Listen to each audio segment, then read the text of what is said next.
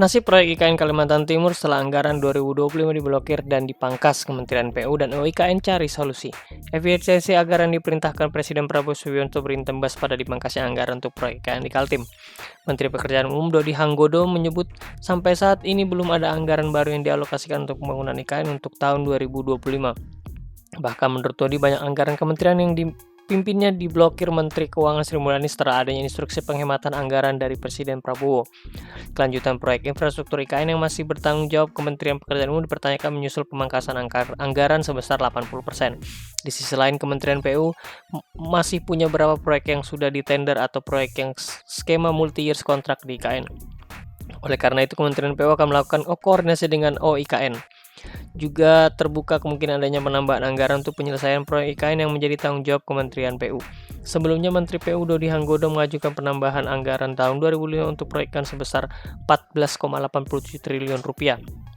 Angka tersebut masuk dalam total tambahan anggaran diajukan oleh Kementerian PU untuk tahun 2025 yakni sebesar 60,6 triliun rupiah.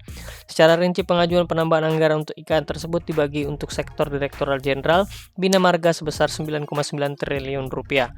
Anggaran tersebut akan digunakan untuk pembangunan jalan di kawasan inti pusat pemerintahan, pembangunan jalan tol atau jalan bebas hambatan, dan duplikasi jembatan Pulau Balang Bentang Pendek 2. Kemudian untuk sektor Ditjen Cipta Karya sebesar 4,969 triliun rupiah yang akan digunakan untuk penyelesaian pembangunan sistem penyediaan air minum, sanitasi gedung kantor pemerintahan, kantor Kementerian Pertahanan, Polri, dan Badan Intelijen Negara. Sementara anggaran Kementerian PU tahun 2000 dipangkas sebesar 81,38 triliun.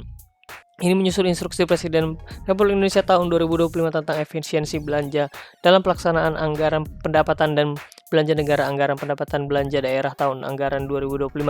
Yang adanya efisiensi itu, sisa anggaran Kementerian PU tahun 2025 hanya sebesar 29,57 triliun rupiah. Sebelumnya, pagu anggaran yang dialokasikan untuk Kementerian PU tahun 2025 adalah 110,95 triliun rupiah.